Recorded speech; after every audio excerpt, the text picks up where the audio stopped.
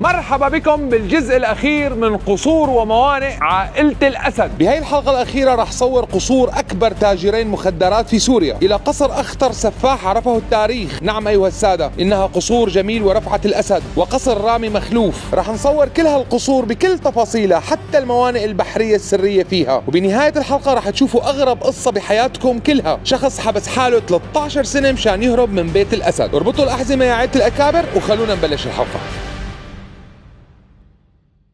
نحن وصلنا لمدينة اللاذقية لاتاكيا. ساحل بتمناكت من يومي انه يجوا ناس شرفاء على هالمحافظة، ان كانت طرطوس ولا بانياس ولا اللاذقية، انه يديروا بالهم، لانه هون سياحة. هون يا جماعة سياحة بالساحل، فلازم ندير بالنا عليها ونخليها من اجمل البقاع بكل سوريا. وهي جامعة تشرين من الجامعات العريقة جدا. شايفين محلاها؟ يا عيني على الرتابة، يا عيني يا اللاذقية على الرتابة. حنقابل يا عيلة الأكابر المضيف الثاني اسمه أبو نديم، حياخذنا إن شاء الله على بيوت الشبيحة. فدلنا نوقف عند فندق اسمه فندق هارون. وحاليا مثل ما كنتم شايفين الكورنيش الغربي المتحف القصر البلدي لقدام، وهذا النفق اللي قلنا ننزلوا عليه. وهي هون على يسارنا اي لاف لاتاكيا، منورين بالعلم السوري الجديد. مرحبا فندق هارون، على راسي والله. قد ايه لتر البنزين اليوم؟ 10. لك الله يسعدك. حنستنى هلا ابو نديم مشان نروح على منزل او قصر شبيحيا اللي بعده، الله اعلم، ما عندي اي فكره انا والله. قالوا لي تعال صور بالمشروع السابع من المشروع السابع. تفضلوا يا عائله الاكابر، هذا هو المشروع السابع. يعني حسب مبين معي محلات من على اليمين ومن على اليسار، محلات احذيه، اكل، شرب، ملابس، ازياء نسائيه، بيجامات. ليكوا هون على اليمين كانه في سوق وبسطات. نحن بدنا نروح على اليسار. السلام عليكم. السلام عليكم، مرحبا، كيفك؟ كيفكم؟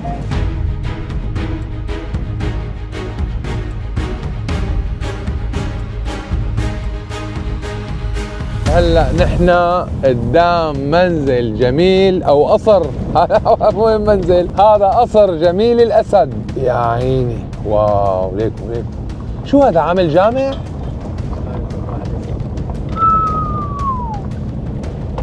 اوه، هي كمان مبنى 2 3.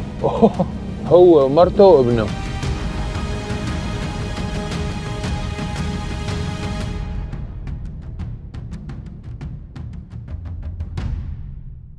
بيت الأسد ككبارية كانوا مؤلفين من حافظ وجميل ورفعت، هن 3 اخوات. نحن حاليا جايين على قصر جميل الأسد. تعالوا معنا نشوف هالشبيح الكبير اللي كان يشتغل بالدخان، تهريب الأسلحة والمخدرات. طبعا هون ورانا بالضبط، شايفين هون ورانا، هون كان المدخل الأساسي اللي ممنوع أي حدا يفوت لهون. وحنفوت لجوا نرجيكم بالتفصيل الممل. هذا كان المدخل، يعني عامل قلعة، هو يعني مو قصر، قلعة. عامل هون على ايدنا اليمين جامع. هذا الجامع اللي عاملينه مشان يرجي العالم انه هو متدين وانسان بخاف الله. التجارة تبعه كانت تبلش من المرفأ اللي برا اللي حنصوركم اياه بعد شوي. هدول اللي شايفينهم اللي فوق حسب اقوال اهل المدينه انه هروا وقت الزلزال. طبعا جميل كان عايش هو ومرته وابنه اسمه حيدوره، وعنده كان من زوجه ثانيه ولدين، فواز ومنذر الاسد. فواز ومنذر الاسد كانوا مقررين انه يجوا يذبحوا السيد حيدوره. ليش بدهم يذبحوا سيد حيدوره؟ مشان هي التجاره او هي المملكه كلها تروح لهم كورته. بس تدخل وقتها بشار اسد المخلوع وماهر اسد المخلوع، وقالوا لهم اي حدا بيقرب على حيدوره كانه قرب علينا، فوقفوا هذا النزاع. مثل ما كنتم شايفين جميل كان عايش هو ومرته وابنه حيدوره لحاله. متخيلين يعني انتم عم تشوفوا هذا الشيء بس لحالهم؟ يعني انا بدي اعرف انه ليش هالكم طابق، هي انها 1 2 3 4 5 7 8 طوابق، ماني فهمان ليش. طبعا كل اللي انتم هلا شايفينه تعفش بشكل كامل، يعني من الشبيحه تبعه. يعني ما راح نطلع نضيع الوقت، لانه يعني حتى السقف اخذينه، البلاط اخذينه، الملابن منحسين، كل شيء. تعالوا نرجيكم هيك جوله حوالينه وناخذكم على المرفأ وبشرح لكم قصه المرفأ. تفضل. البناء يعني على نظام حجري، قلعة تاريخي. واو، عندهم هوس بالشجر، يعني هو دليل النخيل بيعطي دليل غناء ودليل ثروة. هنيك طبعا كراج السيارات، تيجي العالم تصف سياراتها. في هون مسبح للأطفال ومسبح تاني للكبار. وهنيك هي الفيلا الصغيرة الدرويشة كمان ما بعرف ليش عاملينها، كمان تحتها في مسبح. هذا المرفأ اللي انتم رح تشوفوه كان خاص بجميل الأسد، مشان تجي من قبرص باخرات الدخان والأسلحة تجي تصف هون مثل ما كنتم شايفين.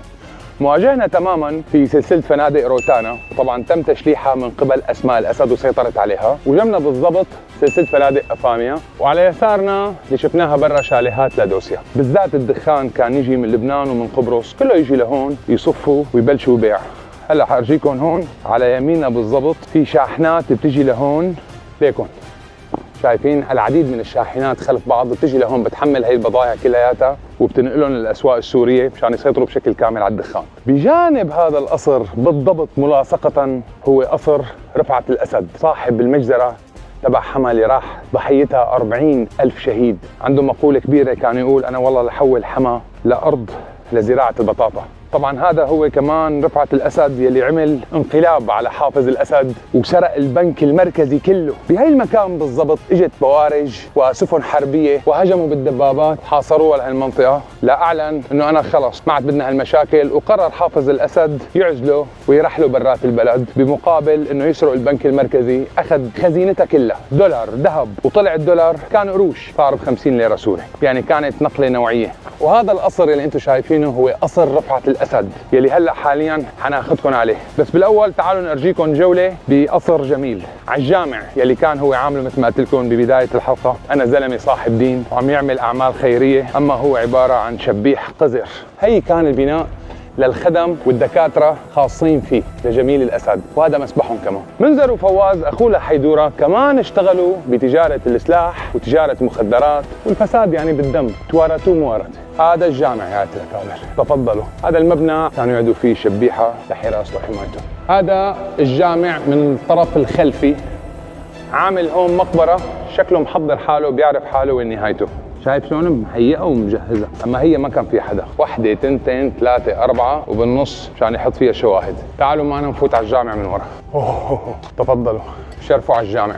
هذا الجامع المضحك انه ما كان حدا يفوته، طبعا ما يفوتوا له مشان يصلوا لانه عملوها المستودع وللذخائر وللدخان، اما هو ما له جامع. طبعا الجامع بينطلع له كمان في طوابق لفوق، وهذا هو الجامع.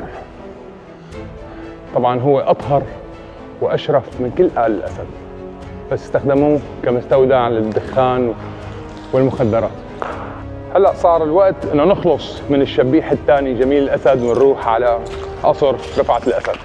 هيا بنا الى قصر رفعت الاسد. هذا اخطر مجرم عرفه التاريخ. رفعت الاسد 40,000 شهيد بمدينه حما، 40,000 شهيد. هذا اللي شايفينه انتم كله له، ما كان حدا يسترجي يتنفس هون. اوه ليك شجر النخيل، هذا كله له. المرفأ تبعه اللي حكيت لكم عنه ليكوا انتوا بس شوفوا الباب الرئيسي. هذا شبيح كبير، هذا اشبح المشبح. تفضلوا يا الاكابر. الشبيح رقم 3. هذا هو قصر رفعت الاسد، ومن هون المدخل الرئيسي. تعالوا نعمل جوله فيه نرجيكم هذا القصر يلي كان خلال المنفى لما راحوا على فرنسا رفعت الاسد ضل 36 سنه بالمنفى. طبعا كان هذا القصر عليه حمايه من الحرس الجمهوري، ضل حامينه لحتى رجع بعام 2021. طبعا مثل ما كنتم شايفين محروق القصر ومعفش كله، يعني مو تعرفين شو بقلبه. بس نحن حنروح نرجيكم المرفأ اللي كان يجي الدخان والمخدرات عليه. كلهم ما شاء الله كانوا يشتغلوا بهيك قصص دخان ومخدرات. مثل ما كنتم شايفين كله محروق، كله محروق. وهذا المسبح طبعا لما رجع عام 2021 من المنفى رجع لهون، رجع يبلش ويكمل نشاطاته دخان ومخدرات. امبراطورية المخدرات بيت الأسد. كيفك يا معلم؟ شو الأخبار؟ والله الحمد لله بعد ما راح كثير. كنت بدي أسألك شو عم تعمل هون، بس الجواب واضح معلم، عم تجيب خشب من بيته من قصره. هذا من قصره، هذا قاعد عم يتدفى هو ونحن قاعدين بالبرد. بصير الحكي. أنت من وين أستاذ؟ أنا من غمام، من جبل تركمان. والله والنعم والنعم، تحياتنا لأهلنا تركمان. وصار لي 14 سنة في تركيا، وضليت كمان 3 سنين بفرع صيدنايا. قعدت بصيدنايا؟ لا ليك قبولي اظافري كلهم ليه؟ بال 2008 بس لاني اشتمت ابوه. مين يعني حدا كتبك تقرير يعني؟ لكن من دون تقرير بيجيبونا؟ ما بيجيبونا. صحيح والله. يا سيدي الله يعطيك العافية والله يرزقك. سوريا حرة. اي والله سوريا حرة، ويلعن روحه. ويلعن روحك يا حافظ. ويلعن روح أنيسة. لكو أنيسة، لكو بشرى، لكو كل بيت الأسد. الله يسعدك. يلا السلام عليكم. السلام الله معه. هي كلياتها المفروض ينعمل فيها دار للأيتام، أطفال الشهداء من كل المحافظات يجوا يعيشوا هون بأمن وسلام. طبعا المسرحيه الكبيره اللي صارت انه وقت حاصر حافظ الاسد رفعت الاسد هون، اعطى الاوامر بقصف هاي المنطقه، فكل شيء كان مع حافظ الاسد ورفض انه يقصف هاي القصر تم تصفيته، وكل شيء ضل هون من الجيش يلي كان عم يحمي رفعت الاسد، ويلي استسلم كمان صفون واعتقلون. يعني هي بصراحه مو رايحه غير على الشعب السوري، على الشعب السوري. وليكوا هنيك قصر جميل الاسد، تجار مخدرات بيقعدوا جنب بعضهم. شو طلعت اليوم؟ والله طلعنا لها مليارين دولار. هون على يسارنا مثل ما بيقولوا اهل المنطقه كلياتها هون مستودعات للدخان والمخدرات، بس هيك انا ارجيكم نظره، شوفوا لي هالمنظر، كلياتهم مستودعات. اوف، هذا هو كل اللي رفعت الاسد، بتصف السفن كلياتها من على اليمين ومن على اليسار، وبينزلوا البضايع. وهذاك الحيط مطرح ما صورنا لكم عن جميل الاسد. حريح شوي قدام هيك على الغروب وننتقل للشبيح يلي بعده. خلوكم معنا اتيك هذا. فكركم الحلقه خلصت؟ في قصوره كثير وشبيحه كثير.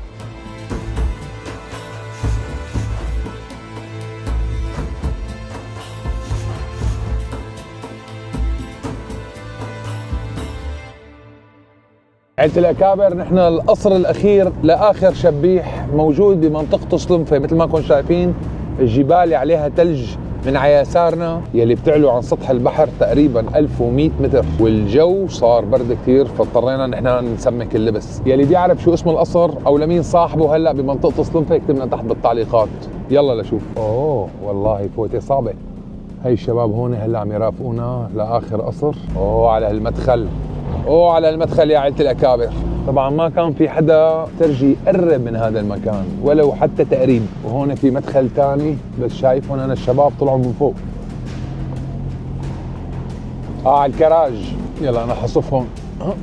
يلا يا شباب تفضلوا. الاستاذ فؤاد رح يكون الجايد تبعنا بقصر رامي مخلوف. رامي مخلوف، الشبيح الأخير لحلقتنا لليوم.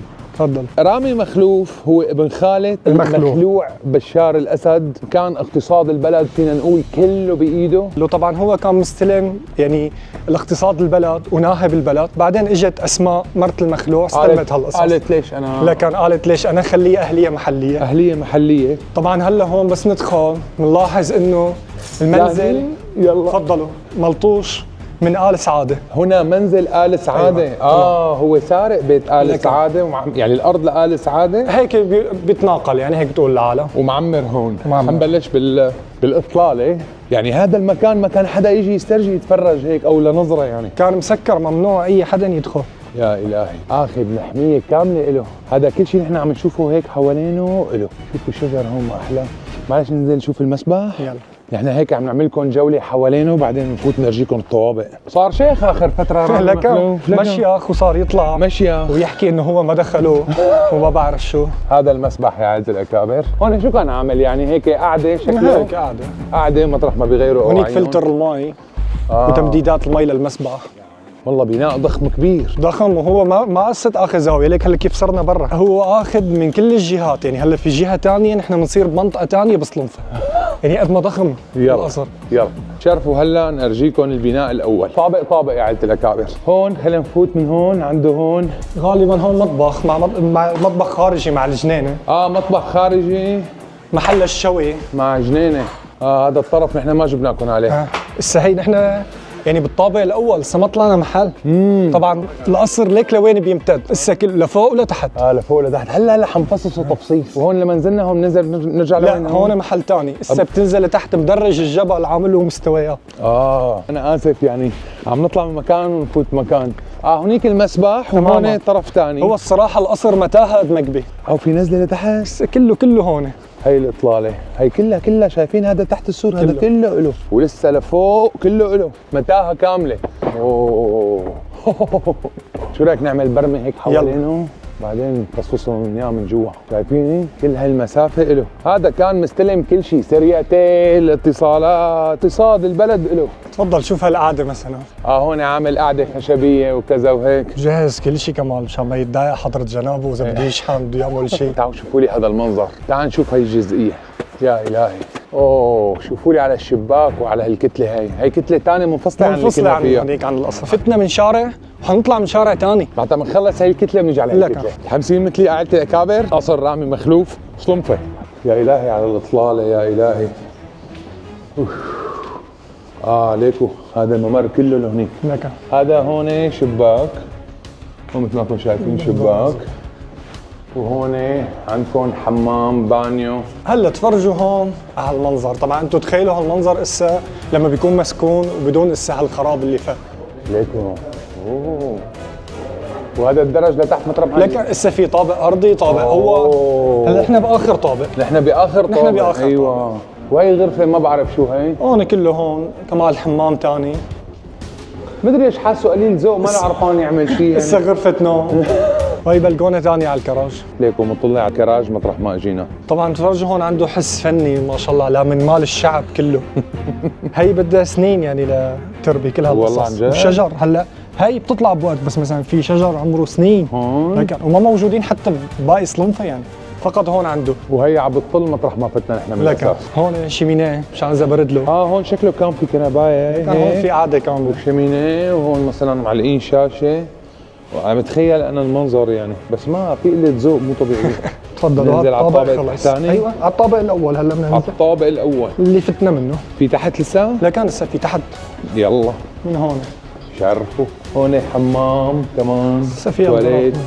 مدري ليش بيعتنوا بالتواليتات كثير. كتير. هلا بننزل لتحت شكلهم من لبس الكلاسين الكثيره، ما عجبني انا. غير شبيحه بصراحه كانوا افضل من هيك. افضل من هيك ذوقهم. ذوقك يا رامي قليل ذوق يا رامي، ما تفضلوا. عجبتني منو.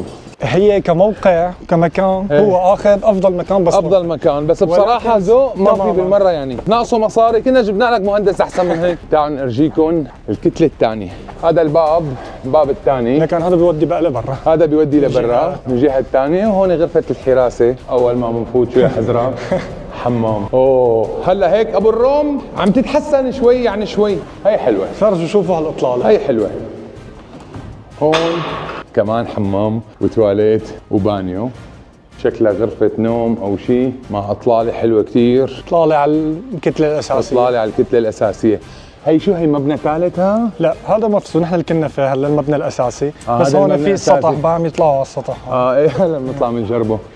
شرف يا كبير. شايف يا كابتن قديش اخذين من املاك الشعب؟ بصراحة يعني تصنيفك بده يكون بأوطى تصنيف من بين الشبيحة. هذا كان شكله أخي الكريم بيحب يهرب مصرياته لبرا. تماما. يعني ما استفدنا منك لا هون لما كنت ولا لما هربت. كيف الوضع والإطلالة من فوق؟ كلها تمام؟ دخيل عينكم، يعني خلص هدول هن هذا هو القصر. هيدا هو القصر. معناتها انا شكرك كثير استاذ الله فؤاد. يكرمك كابتن. شكرا كثير لك وعلى هالجاي وعلى الاطلاله يا عائله الاكابر. نحن للتذكير موجودين بمنطقه صلنفه، وهيك يا عائله الاكابر بكون نحن وصلنا لنهايه حلقتنا من بيوت الشبيحه. ان شاء الله يكون عجبكم الفيديو. اذا عجبكم الفيديو لا تنسوا تشتركوا بالقناه وتفعلوا زر الجرس وتتركونا تعليق لطيف. انا الكوتش وارف وان شاء الله بشوفكم بحلقات جديده. سلام. هلا. لك على راسي يا كبير. الله يكرمك. خلينا ياك. الله يسلمك.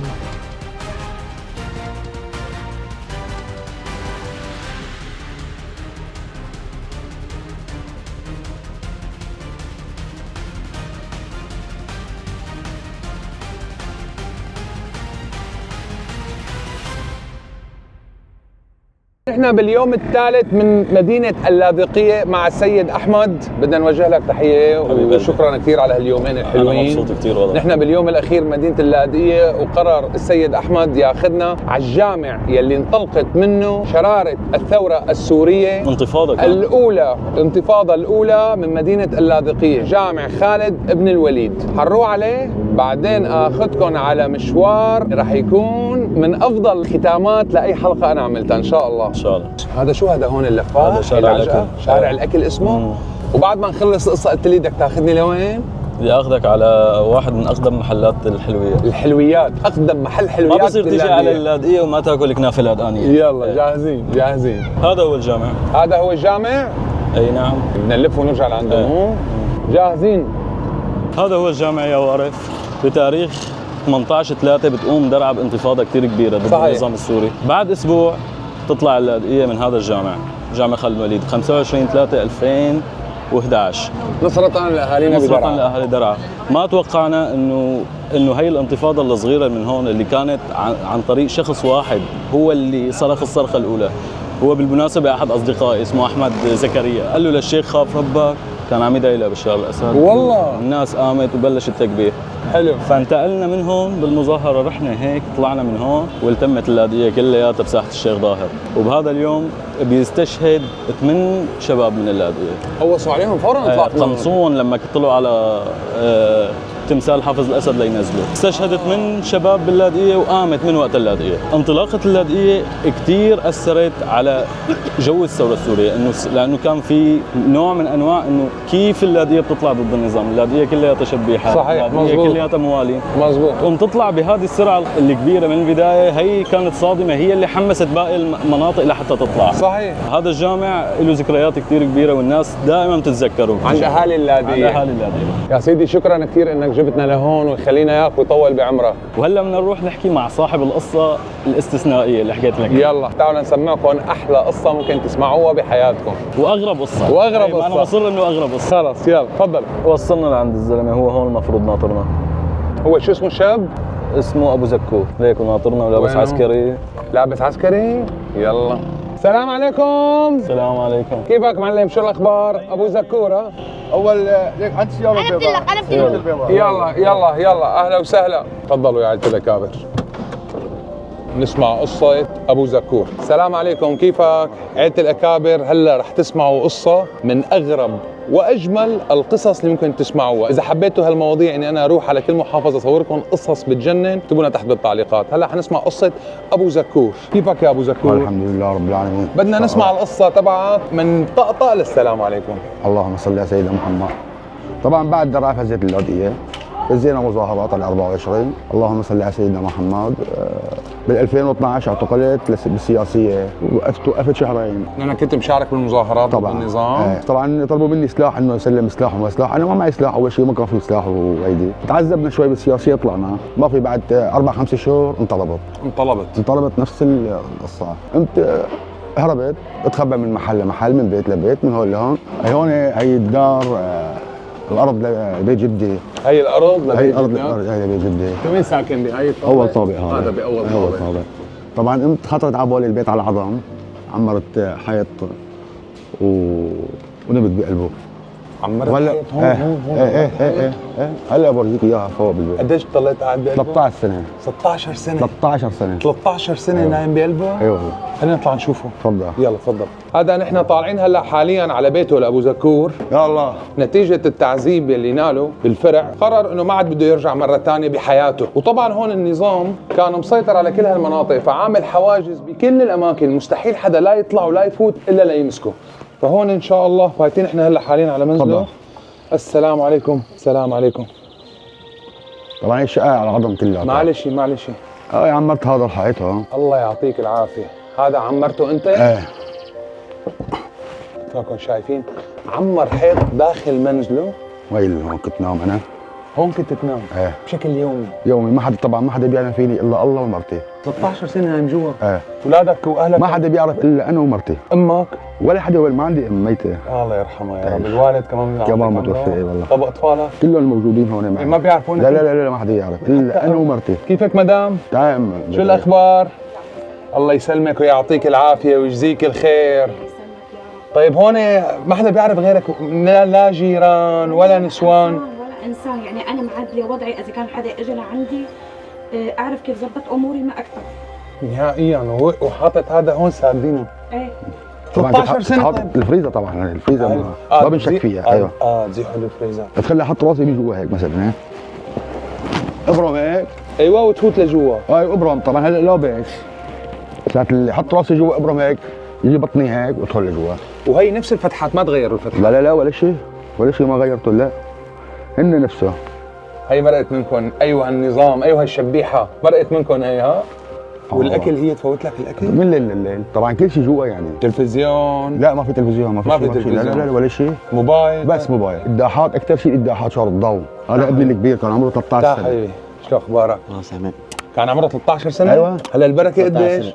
26. 26 سنه. ما بيعرف انك لا ما بيعرف. لا طب ابنك يا زلمه ولا شيء ولا شيء، حتى بنتي كمان انت خايف لا سمح الله من ابني يحكي برا شيء برا او يعذبوه كذا يقول والله ابي هون. ايوه هيك، حتى عندي الصغير هذا ما كان بيعرفني ابدا الا وقت التحرير. تعال هذا شو بو؟ هذا عمر، هذا ما بيعرفني ابدا نهائيا يعني الا وقت التحرير. طيب شو شعوركم لما هيك عائلتكم ماما هي تفضلوا هي بابا؟ يعني شعور لا يوصف يعني والله شعور يعني والله القصه يعني ولا بالاحلام لهالدرجه كان الخوف من النظام انك انت ما تطلع. حتى ساعه اللي اجى ابن العسكري لهون على البيت حلفها لبنتي على القران انه اذا بتعرف شيء عن ابوها ما بتعرف هي طبعا. اوه مزبوط.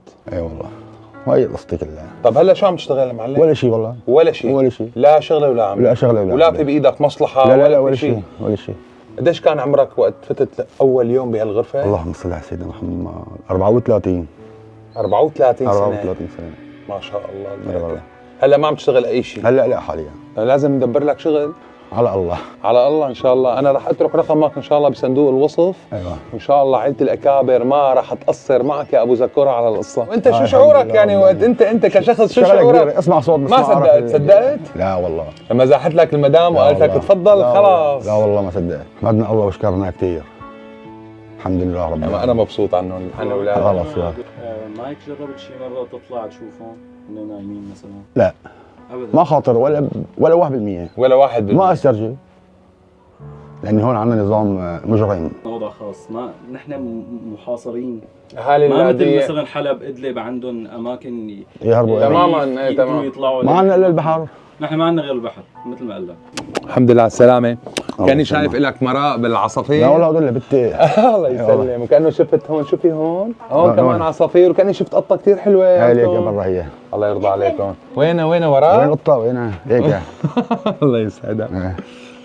يا سيدي انا بحياتي ما سمعت هيك قصه. الحمد لله والله يعطيك العافيه. ونحن كل اهالي الشام والمحافظات السوريه اخواتك باذن الله تعالى. وانا رح اترك رقمي مع الاستاذ احمد. اي شيء بتطلبه معلم على راسي والله حبيبنا. نحن جاهزين حبيبنا يا معلم. وهلا معناتها بدنا نهد هذا الحيط. لا بدنا نهده بقى. بدنا نهده 8 ديسمبر اللي سقط فيه النظام. 8/12 شو صار بهذا اليوم؟ يعني صوت زلاغيط شلون؟ سمعت تكبير بالحاره ما بقى احسن لا اطلع ولا ادخل. يعني اجتني الجمده ما بعرف لو صحيح سقط اللي بنيتك اطلع اللي ما بقى خلص سقط النظام ليك العالم كلها بالشوارع. والحمد لله رب العالمين طلعت. الحمد لله رب العالمين. طلعت والله وصرت اوس كمان مرجع والله. والله. الحمام كانت عيلة الأكابر تجيب له خرا وتحط له إياهم جوا يمسح حاله، الطبخات تفوت له إياهم. شلون كنت تدبري حالك مادياً؟ والله يا اخي انا يجيني شغل على البيت ونشتغل طبعا بالبيت انا وقاعده. مثل شو؟ مثلا نغسل سداج، الف ورق دوالي، هيك امور. انا مثلا انه عايش اولادي واهم شيء طلبات وقولوا شو بده طلبات انا امن له اياها بعدين انتفت لاولادي. طب قهوه نشرب قهوه خلاص نشرب قهوه. عيلة الأكابر حنشرب قهوه. اهلا وسهلا. يلا تفضل سيد احمد. الله يستر. انا ما بعرف شلون كنت تتحمل. الله دخيل اسمه ان شاء الله هيك الله يرزقك ونرجع نظبط هذا البيت كلياته. انتم عايشين هون انت انا واولادي كلهم واختي معي. وكمان هذا ابنك؟ هذا ابني. عندي خمسة اطفال. ما شاء الله وشاب بالعتاله عم تشتغلوا هين. شو مصلحنا؟ ان شاء الله يرزقك. عيلة الأكابر ما في داعي للتذكير. حاترك رقم ابو زكور ضمن التعليق الاول وصندوق الوصف. بدنا مساعدتكم. الله يعطيك العافيه. الله يعافيك. شكرا كثير عن جد على الاستضافه. ولا يهمك. وهلا حنشرب اطيب فنجان قهوه بالعالم كله.